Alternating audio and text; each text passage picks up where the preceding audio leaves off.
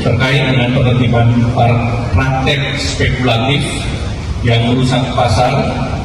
Pemerintah tidak mentolerir, sekali lagi pemerintah tidak mentolerir praktek manipulatif share pricing atau saham gorengan manipulatif yang merugikan investor dan merusak kredibilitas dan integritas pasar modal di Indonesia.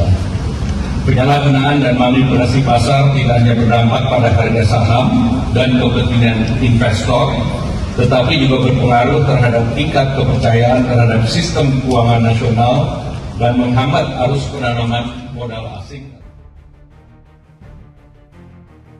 Pemirsa Ayu TV yang baik hati dan tidak sombong, semoga kita semua sehat selalu dan makin banyak rezekinya.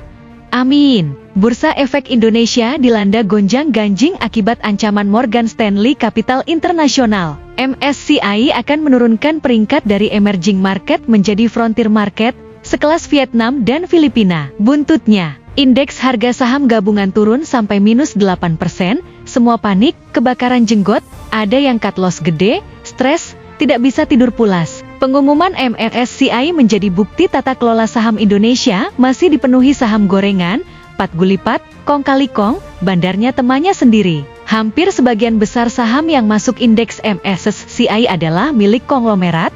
Saham besar biasanya milik Prajogo Pangestu, Aguan, Salim Group, Sinarmas. Masalah terjadi ketika sebagian dari saham konglomerat hanya dipoles, Make Up Finance diterbangkan oleh kelompok mereka, teman-temannya, agar bisa masuk indeks MSCI. Setelah masuk MSCI, saham tersebut dapat duit gede investor asing, tapi kemudian melorot nilainya. Bahkan stock malah suspend, modal asing masuk tapi malah turun, uangnya malah sulit ditarik. Hal inilah yang menjadi kecurigaan MSCI, sehingga mereka meminta keterbukaan data dari Bursa Efek Indonesia. Di pasar saham, praktek saham gorengan tidak hanya terjadi pada saham kecil seperti Dada, tapi juga saham besar seperti Brand. Biasanya tukang goreng saham adalah teman-temannya sendiri, kolega bisnisnya, agar saham terbang, lalu ambil untung cepat. Ada pula saham diterbangkan dari Singapura atau Hong Kong, seolah-olah investor asing padahal temannya sendiri. Anak usahanya sendiri cuma pakai baju investor asing. Praktek inilah yang seharusnya dihentikan oleh Bursa Efek Indonesia. Karena itu jangan heran kalau Menteri Keuangan Purbaya justru setuju mendukung bos bursa mundur berjamaah barengan sama otoritas jasa keuangan. Mereka cuma pintar teori saja.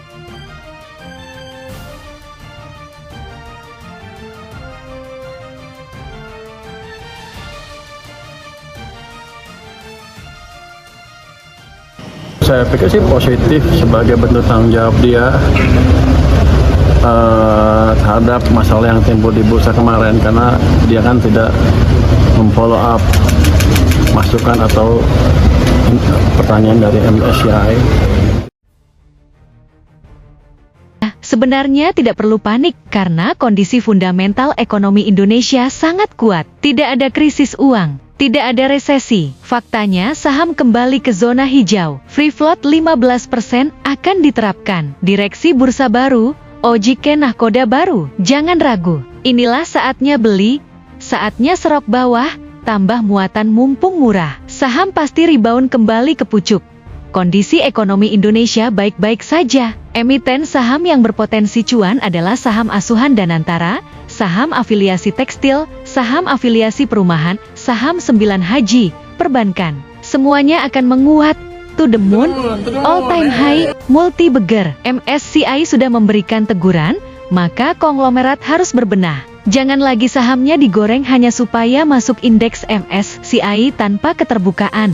Free floatnya kecil, masyarakat warkat jatahnya kecil, tapi sahamnya digoreng terus. Bursa Efek Indonesia dan Otoritas Jasa Keuangan harus transparan, tegas tegakkan aturan, jangan ragu. Meski sahamnya milik konglomerat, aturan harus ditegakkan. Market saat ini jumlah retail makin banyak yang cari makan di saham. Kalau saham merosot, maka daya beli ikut merosot, orang juga susah makan. Pasar saham harus berbenah. Hikmahnya adalah inilah saatnya serok bawah, tambah muatan mumpung harga murah, pasti rebound dan auto reject atas. Tapi kita harus tetap waspada, Antek asing selalu berusaha mengganggu Indonesia. Perang bukan hanya dengan senjata, perang ekonomi di bursa saham faktanya terjadi. Market crash. Panik bisa bikin goncangan ekonomi. MSCI bikin shock terapi, orang panik, tapi mereka mungkin lupa, ekonomi Indonesia tidak lagi didominasi konglomerat. Saham konglomerat ditegur MSCI, tapi saham rakyat Indonesia adalah gotong royong, retail. Rawe-rawe rantas malang-malang tuntas. Arah ekonomi Indonesia kini berubah. Ekonomi kerakyatan.